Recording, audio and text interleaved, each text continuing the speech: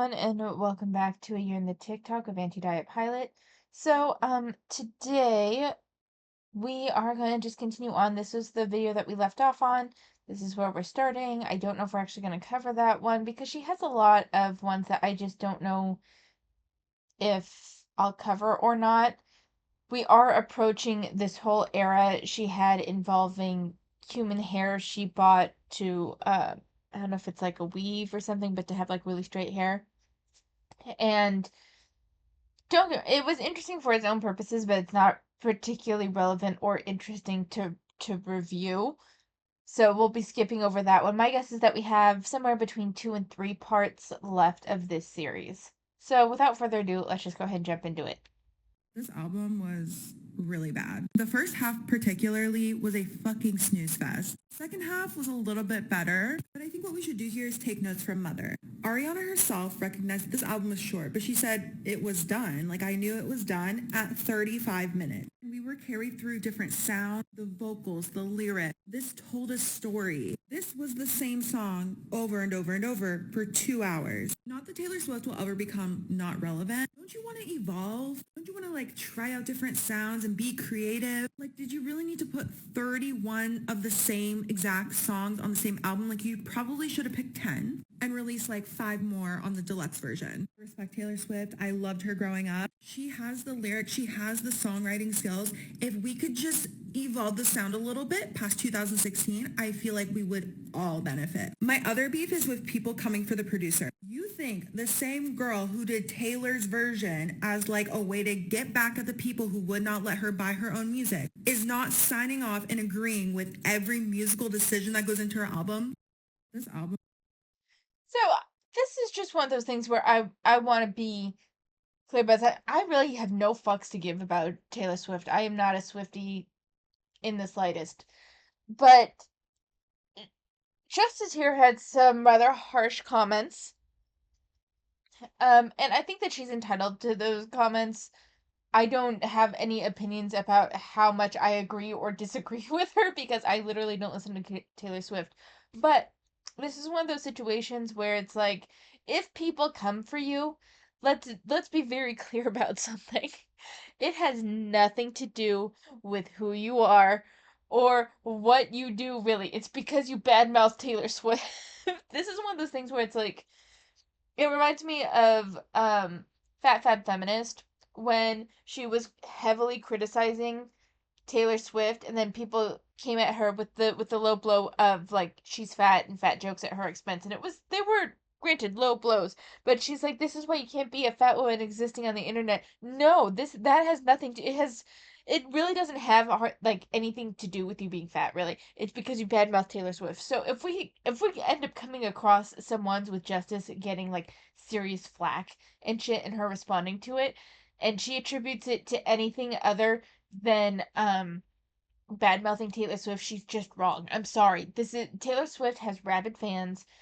This is one of those things where it's like, I don't understand the fan acceptance logic of they badmouth the biggest celebrity of our era right now.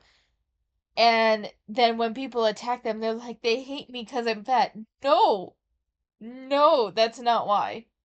As I've made more money, I realize I don't really give a shit about being in a relationship. I don't care about having a man around. I just want to do girly things 24/7, and I don't want to hear a man talk. Men are just not fun to be around. By the way, I'm doing a little battle of the color correctors. I'm going to see which one actually works best, because if this one works just as well as this, I'm going to return this back to Sephora. I'm only a couple years away from being 30, and I just refuse to be sad. Because I make my own money and I give myself princess treatment, I absolutely expect that from any man that I'm with. And I'm not going to let a man who never bought me flowers and made me cry literally every single day be included in my life. Fuck that. Also, I think it's very clear that the Huda Beauty one is absolutely worth it. It's truly perfect timing because men are in their soft boy feminine era. So hopefully they can become a little bit more likable by the time I'm ready to find my life partner. This mascara just fucking ruined my lashes. This just ruined my entire makeup for the day. But if not, by then I will be probably very comfortable being alone and I probably won't give a shit. So So there's just a couple things that I wanna note. Now, there's a lot to be said about the dating scene. And granted, I'm saying this from kind of an outsider looking in. I don't date, but I have a sister that's tried to date many people, and has struggled in the general dating market. And don't get me wrong, there are plenty of guys out there that can't even be bothered for a basic respectful level of communication and consideration. Like ghosting someone when you guys set up a date, uh and you text to confirm, and then they never respond, and then will hit you up like a week later saying, "Hey, sorry, my life's just been so busy, so how about dinner or something?" Like those people do exist. There is a level of, I don't like the subscription of men are trash. But I have noticed a severe immaturity level in a lot of men on dating apps. I'm not saying men in general, but men on dating apps. I've noticed some severe immaturity issues. But I think to say that since you've been making more money, you no longer, have an interest in the dating market. That says a lot about what you were dating men to begin with. I always thought dating Now, granted, may just be my naive perspective, but I always thought dating was about finding someone that you enjoyed their company. Like there was like, yes, there was of course there's that like a whole sex element, but then there's like also just companionship, right? Am I wrong? Am I completely off the wall wrong about this? But this whole thing, like now that I'm making more money, I don't care about men. So then were you just after them for their money? Like, I mean, there are women that are just motivated to date for money, and that's its own thing, and I'm not really getting into that. But then can you really be mad at the men that kind of lose interest in you when you are clearly just there for the money? Now, granted, has had some toxic relationship past, and that whole thing about I refuse to be sad or refuse to be with a man that makes me cry. That's totally valid. Like that, I totally get. Like if you have a history with toxic relationships and you're taking a step back because you don't want to be in that toxic cycle anymore, I think that's fabulous. I think that's great for her. I just think it's kind of weird to chalk it up to now that I make plenty of money, I don't have an interest in men. It's like, then were you interested in men to begin with, or were you interested in the money they bring? You know? I don't know. It is the whole thing about it just kind of confuses me a little bit. Somebody should write a book about how much space white people take up on a sidewalk. I really think it is such an interesting thing to observe just out in nature. I feel like even with the least spatially aware black or brown person, white people possess even less spatial awareness. Anytime there's somebody in my way here in Chicago, it is a white person. And I wonder if this lack of spatial awareness has led to all of the white women who are claiming Chicago's like really unsafe for them. They've had all these scary things happen. Because in my opinion, if you lack spatial awareness, you don't even understand how people are perceiving you, and therefore you don't know when you're being perceived as a target. Just to make sure I'm crystal clear when I say this, I am not by any means blaming women for what is happening. This is, of course, a man's problem, but as women, we have to be spatially aware. We need to know 100% how the people around us are perceiving us at all times if you want to be safe. It also takes care of the problem of like letting people around you go around you. You know, when you're walking really slow on the sidewalk, walk at your own pace. I don't care. But, you know, if you feel that somebody's behind you and they're trying to get around you, move. You know what I mean? Somebody should write a book. So this is one of those things where it's like unnecessarily racialized, in my opinion, because you say this, I can't tell. I'm a fast walker, and especially like in my university days when I had to fucking haul ass I was so mad this one quarter because I specifically decided on two classes that I needed. Like I needed it for my program, but I was like, "Oh, sweet. They're right down the hall from each other." 1 week in, the teacher decides she doesn't like the room that she was given, and so we get a room on the entire opposite side of campus. So I have 10 minutes to basically walk, God, like a fucking half mile up the up up the road. Like it's uphill the entire fucking way on fucking brick that desperately needs to be maintained in winter, and there's no fucking tractor. I'm sorry. I could go off on that whole thing, but like I have always been kind of a fast walker. That's just kind of where I am. So learning how to bob and weave around people is something I've done a lot. And I've experienced like groups of friends walking taking up the entire fucking sidewalk in just about every race. I've experienced it with white girls, with black girls, with Asian girls, with Hispanic girls. It doesn't fucking matter. It's a personality trait that they just don't recognize how much room they're taking up. And it's never been like one person. If there's one person, you can just be like, hey, I'm on your left, and then you're like walking around them, and they can either ignore you, get fucking mad, or, be polite and just move to the side a little bit. But, like, it ultimately doesn't fucking matter. But this is one thing where it's like, this is unnecessarily racialized because maybe it's more prevalent with white women in Chicago. I'm not gonna deny that. I don't live in Chicago. I've never been to Chicago. I don't fucking know. I just know that in my area, I've experienced it with every race, and everyone equally pisses me off at some point. Like, it's just one of those things where it's like, I think it would serve everyone to be a little spatially aware, and if you're on the sidewalk, abide the way the same way like you would if you're on the road, you're a car on the road. Stick to the fucking right. And if you're walking with friends, like try to walk in a way where there is room for someone to pass you. That's the only thing. I don't think that this is a um white girl issue. I think this is just those. It's honestly, in all honesty, I think it's a young person issue. Although that's not entirely fair because there are have been older people. It's just less common with older people. Like with the exception of like the really old. Once you get to retirement age, all of a sudden you're fucking taking up the entire road with your walker and your friend.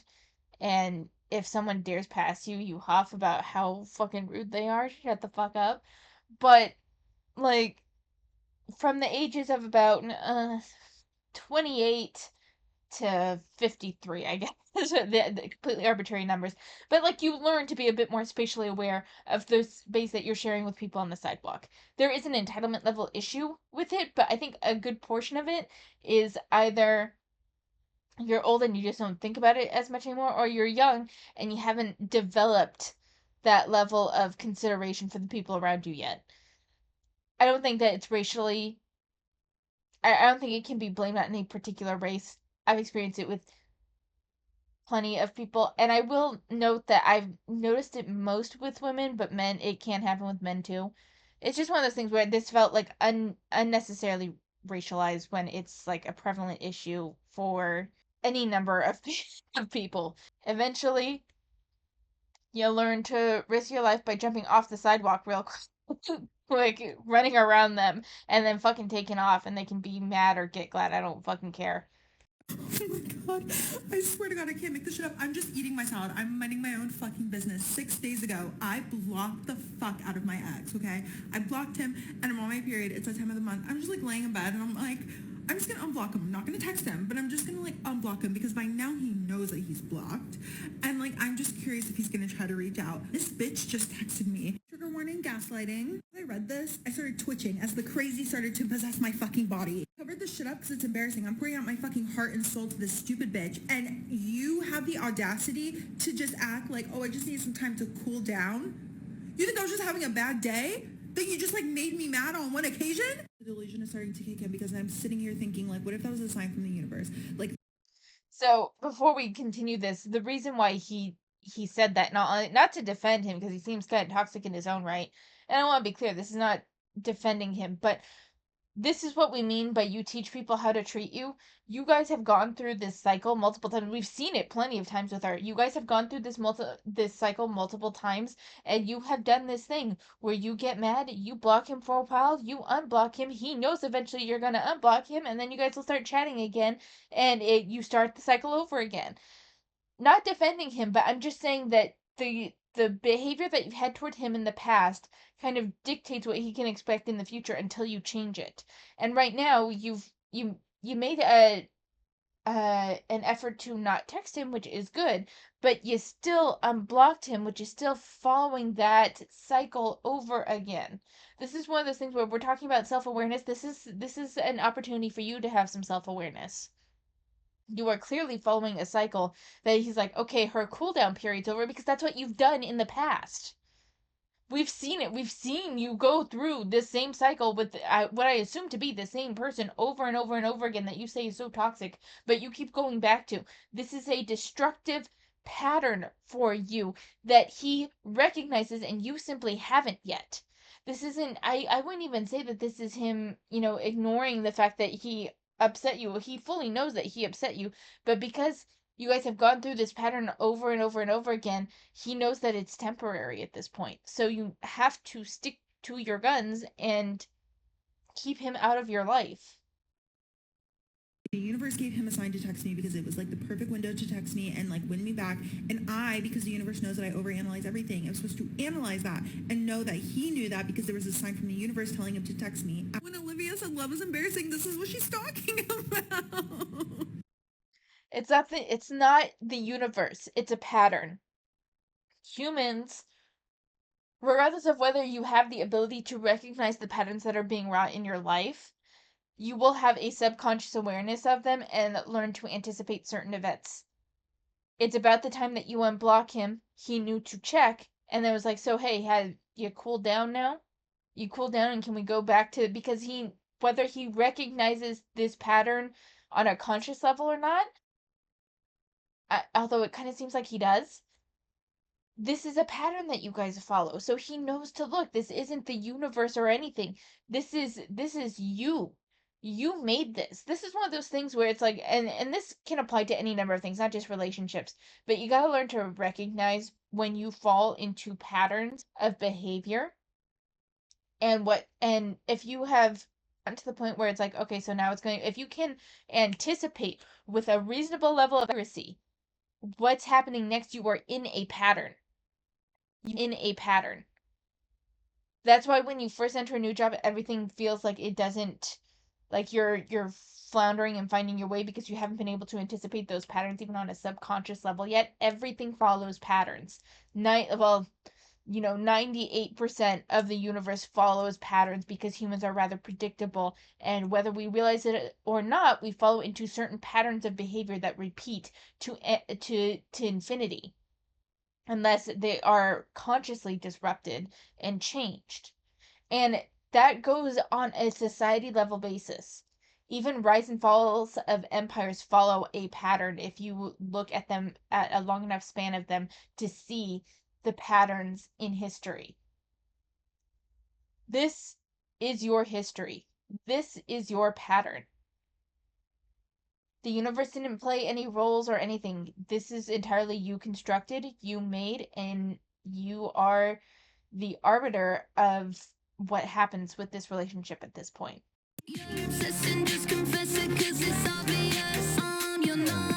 Alright, I don't want to get copyright struck by the it seems to be Charlie XCX, so we're gonna go ahead and just read this.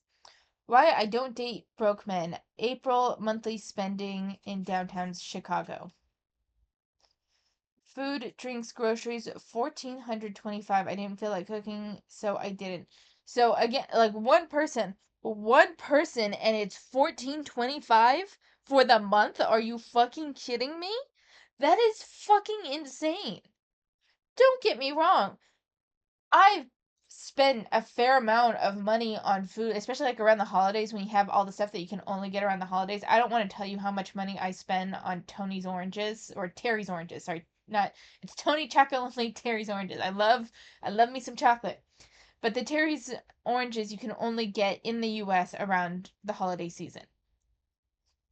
So I probably spend $50 at least on Terry's oranges alone during the holiday season because I love them and I stockpile them so I can have them for a while after the holidays end. So, like, I totally get And that just for Terry's Oranges, I probably spend a couple $100 just on exclusive food that you can only get around the holidays, because you can only get them around the holidays. But that's like a once a year sort of thing. I can't imagine in April spending 14.25 on food and groceries. It's insane for one person. For one person. That's fucking insane. Like, girl, you need to. I mean, it's her money. She can do what she wants, but that just seems like an absolute waste to me. Bills 25.30 for a cell phone. $25 for a cell phone is pretty good. Electric, medical, insurance, renter's insurance. Oh, that's rent. 25.30 is rent. And then so for a grand total of 27.46. She lives in Chicago. She lives in an apartment. Housing prices are insane. I understand this. Botox $600. If we're talking $600 a month, that's 7,200 a year. 7,200 a year on Botox.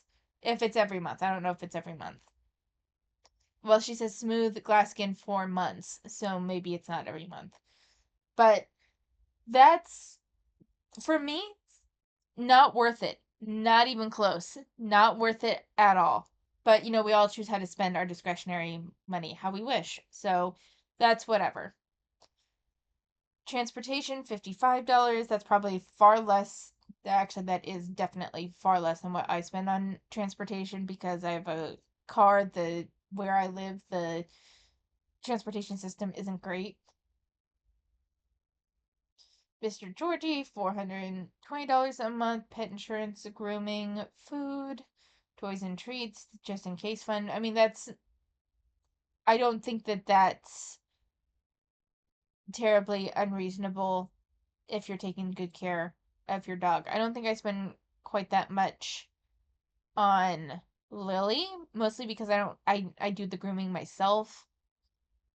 She's not a huge toy girly, and I don't have pet insurance. Um, but for her, I don't think this is terribly unreasonable. Gym membership, I think that's $99. This got me to cancel my beloved ClassPass membership, so yeah, worth it. If you're using it every day, I say that's a good investment. Laser hair removal, again, not what I would spend my money on, but if it works for her, that's fine. Shopping $13.55. $800 at the Sephora sale, the rest at Target, Amazon, Nordstrom. Still lightheaded about spending $200 restocking cleaning supplies. I for your apartment for one person, that seems excessive to me. There has to be cheaper ways, and spending $800 at a Sephora sale will definitely do it. That seems excessive to me. That's insane. I'm simply not interested in a man who doesn't see this as the bare minimum.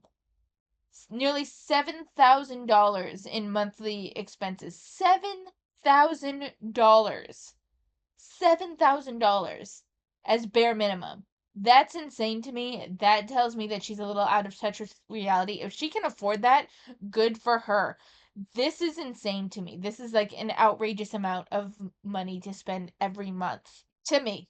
To me, I think it's insane. I would love to hear your opinions. Maybe I'm just a cheap bitch. I don't know. But that seems insane to me. It's her money. She can do what she wants, but I think to expect this as a bare minimum is outrageous and unreasonable.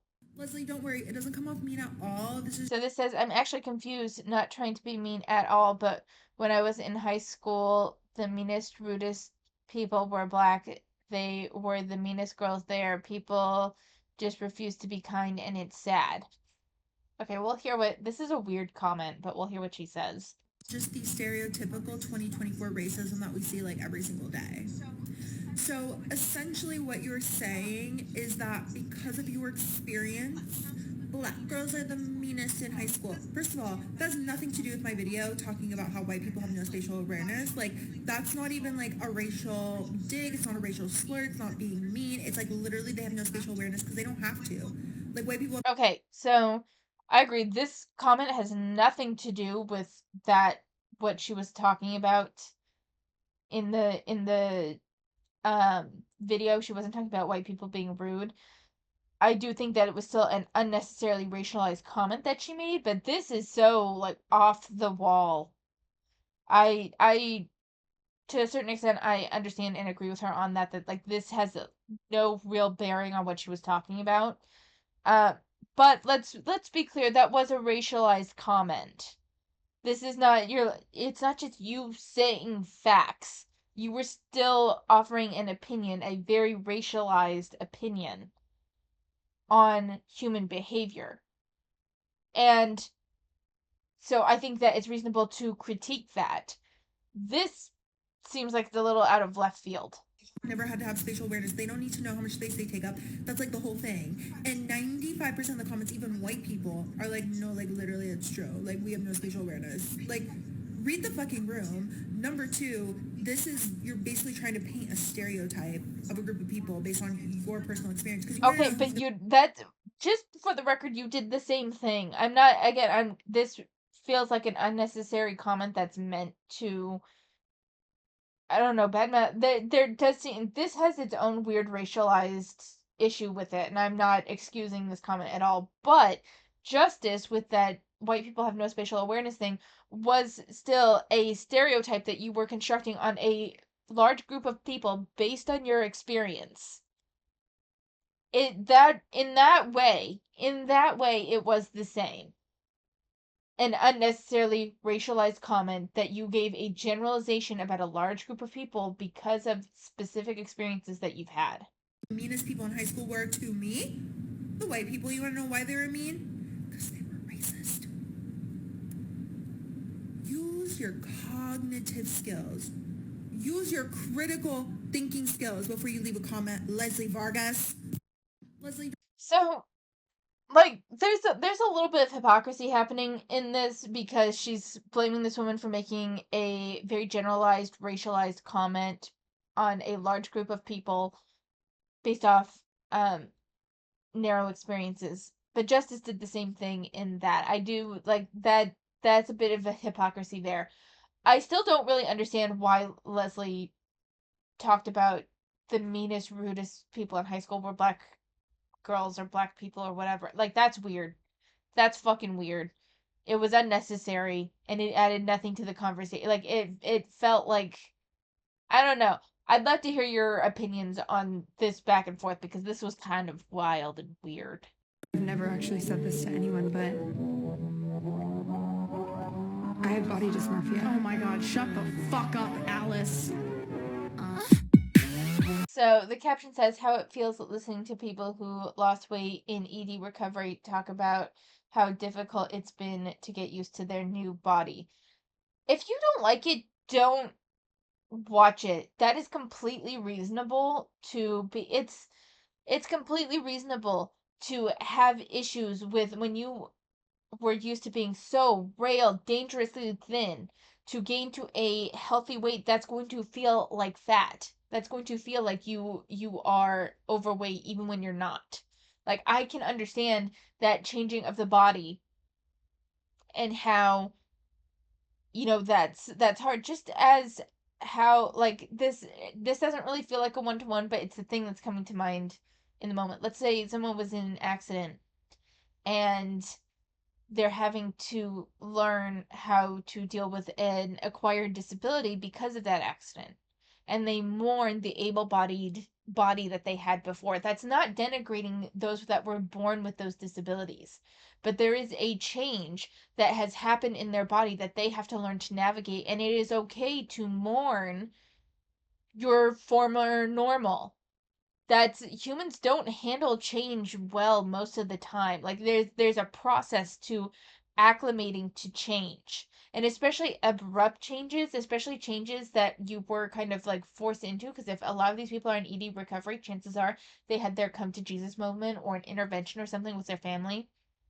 in which, while they may not have recognized an issue, they were put in a recovery program and they've kind of recognized that issue. That doesn't mean that everything is hunky-dory and that they don't have these feelings around this change in their life. This just feels like it lacks empathy to me.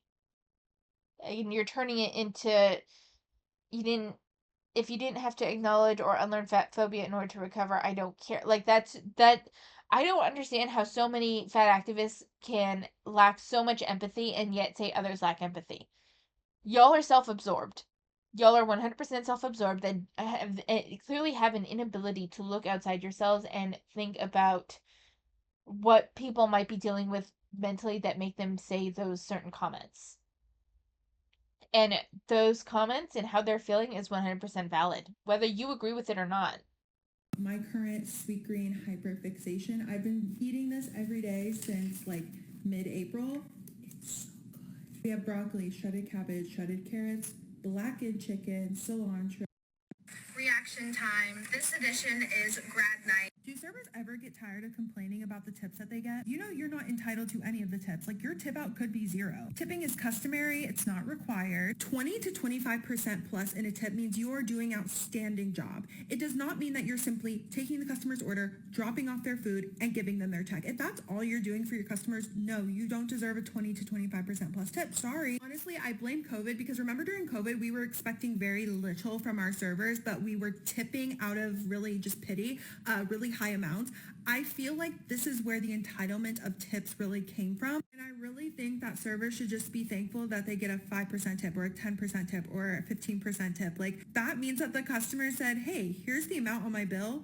I feel like I want to give you additional money to say thank you. Customers' thank yous are met with servers just showing the receipt and complaining that they didn't get exactly 20%. Like, this was a $10 on a $100 bill, and she like rates this like a 4 out of 10. So surprisingly enough, I actually kind of agree with Justice in this circumstance. I think that pulling out customer tips and like showing how much they tipped and shit is fucking trashy as hell. Like, don't get people are like, have you ever been a server? You should become a server. I'm not denying that server jobs are hard. All right, I'm not denying that. But servers should be angry at the establishments not paying them a living wage to the point where they have to rely on customer tips in order to make ends meet, rather than being mad at customers that only tip 10% or 15% instead of a 20-25% tip. 20-25% tip is a lot. General rule of thumb, tip I tip somewhere between 10 and 20% on most things. Granted, I don't go to restaurants a whole lot. Most of the time I get carry out, in which case you get a 10% tip. I'm sorry. I'm not there. I'm not sitting at a table where you have to come check on me or anything. You're getting a 10% tip. Like, I this I think is fucking I to a certain extent, I understand Justice's point about being a little floored at the entitlement that you are opening up, showing receipts, and shaming customers because you don't feel they gave you enough money. I don't like it. I gotta be honest. I side with Justice a bit on this one. Oh, you want to know my villain origin story? It's this. The fact that I have to care for my hair, with all the long hair struggles, takes forever to dry, use a shit ton of product, but I don't get the constant recognition of all the work that I put in, the growth that I have. Like, literally look at this curl. So short, right? So short. Are you joking? And it's tucked behind my ear. Oh, you want to I'm gonna assume this is a joke. I'm praying that this is like a joke and hyperbole because people aren't gonna recognize what you do for yourself because you do it for yourself.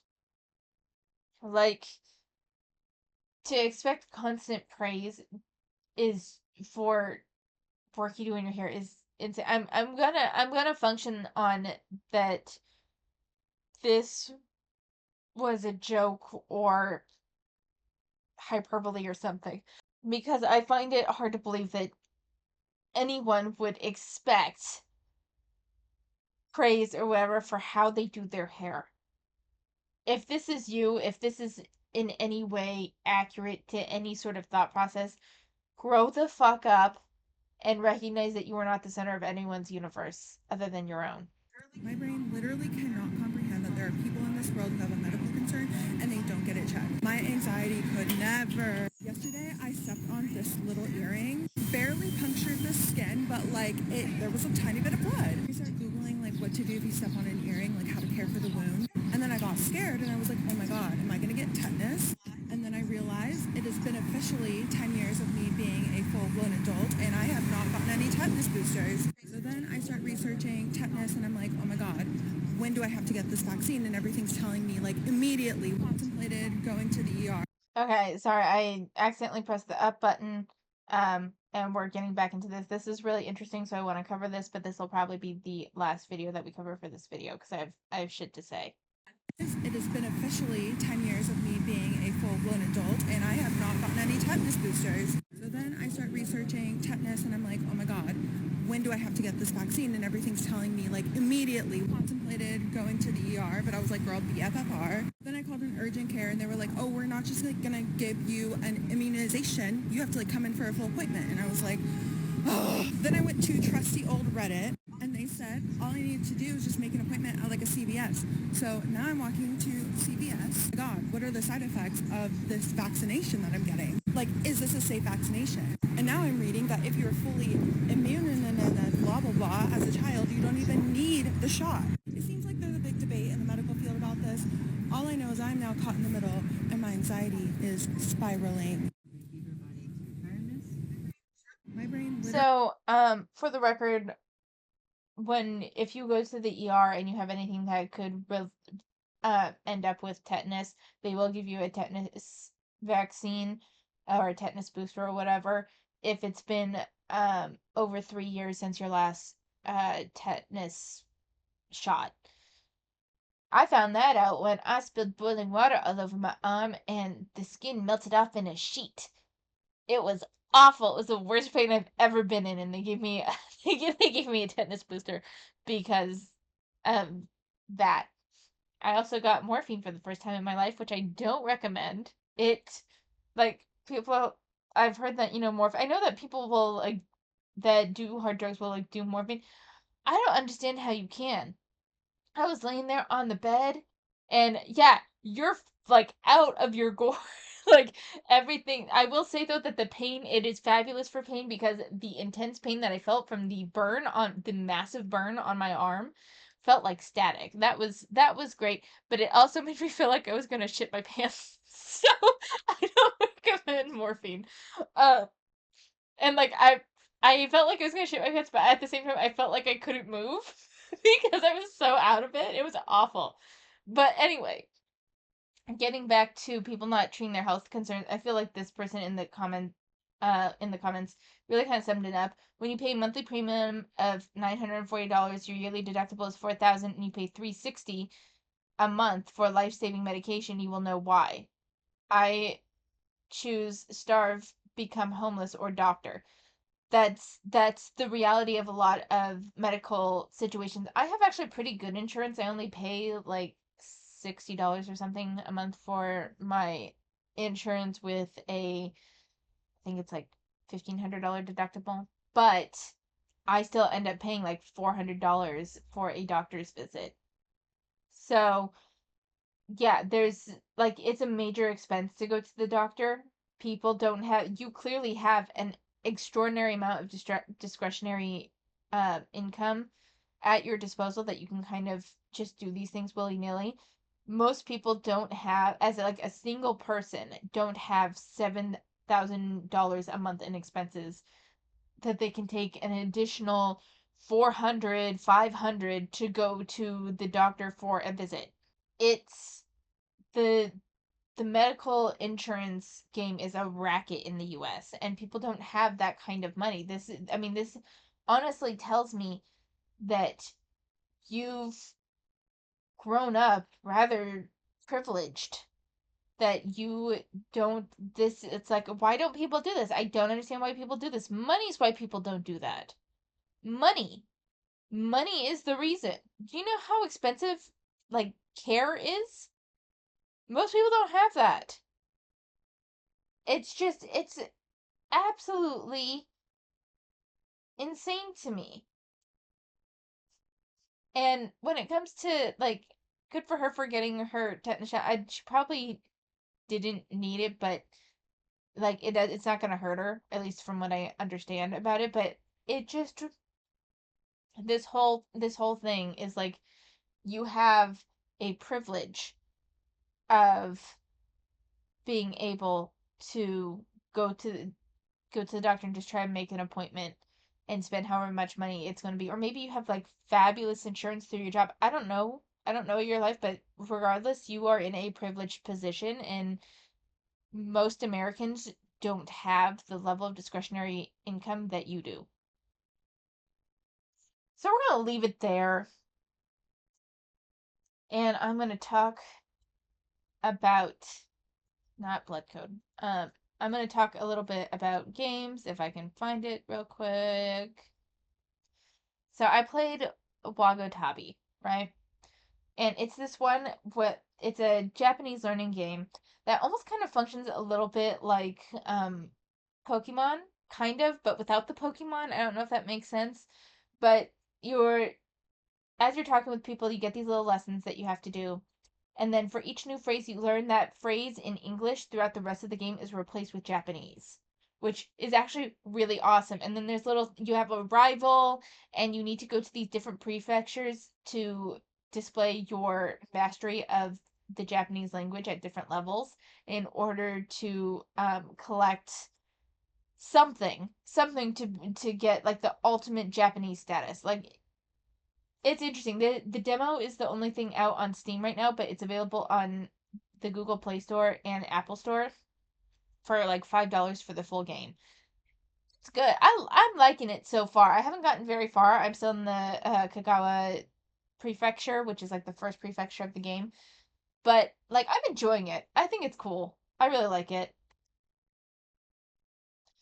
Next up is manhwa. So,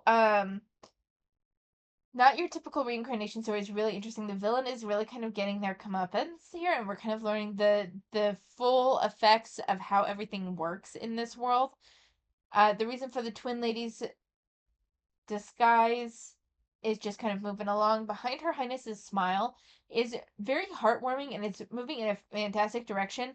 People need to be made aware that she is not like a child in her, like she doesn't have the functionality. She's has the functionality, the brain functionality of an adult. She just has been putting on this act for a number of years, because otherwise he's going to start really looking like a predator when he's not. He is the most green flag of male leads that I've seen in a long time. But unfortunately, optically to everyone else in the world, he looks like a predator.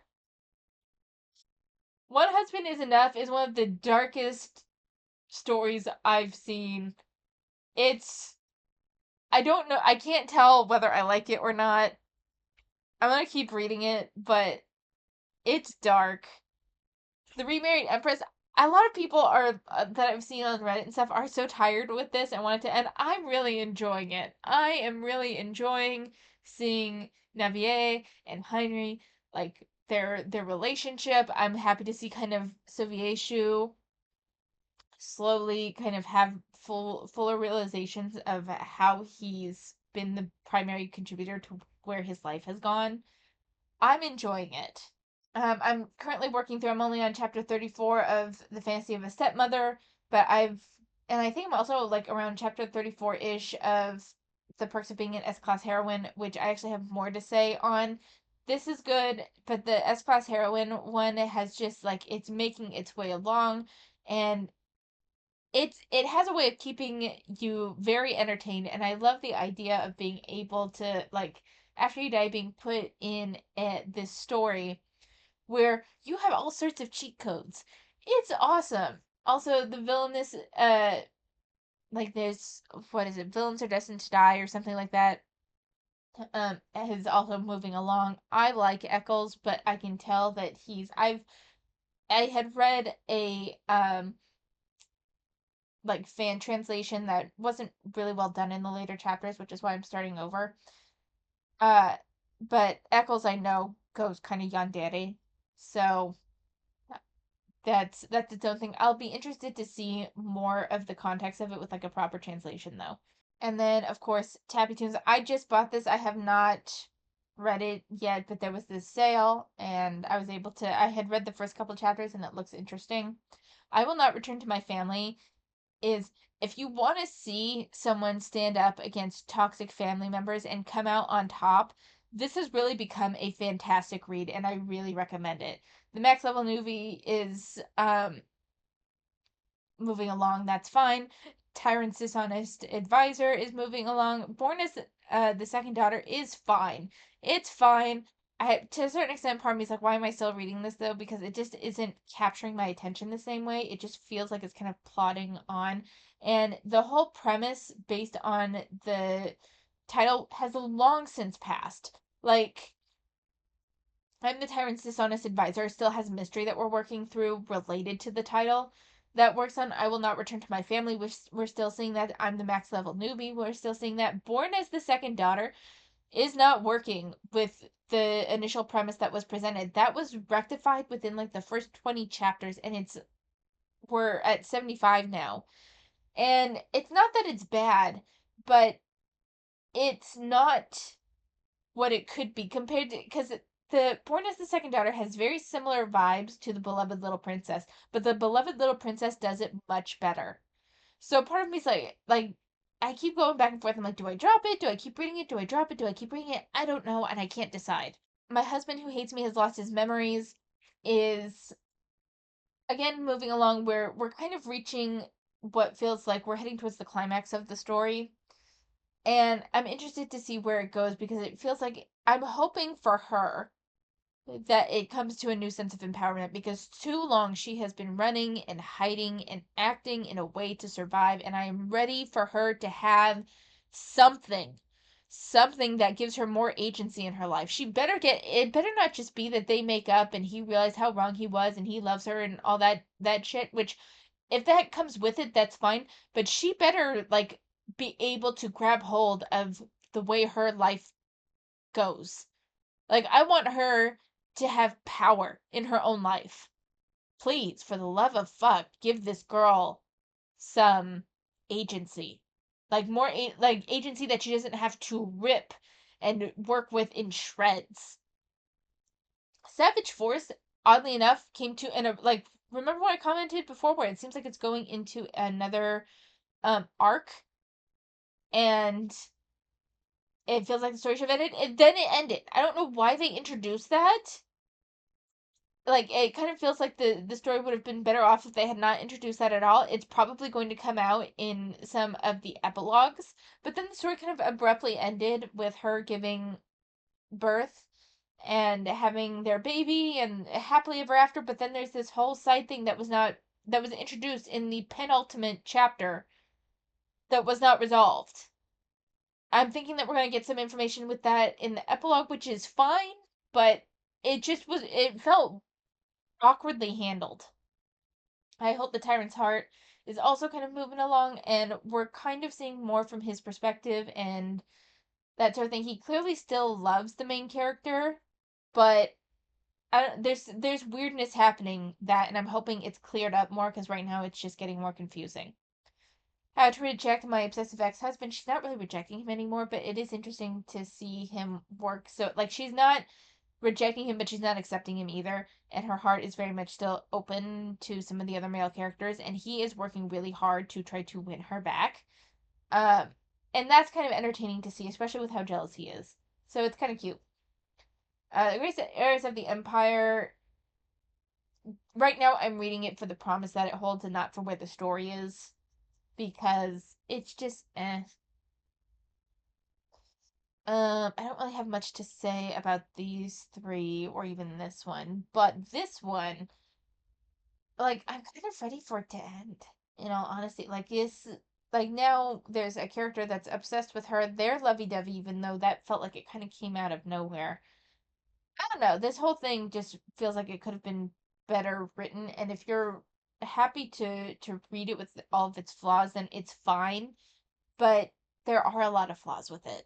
And all of this is pretty much the same. So yeah, that's pretty much it for this week.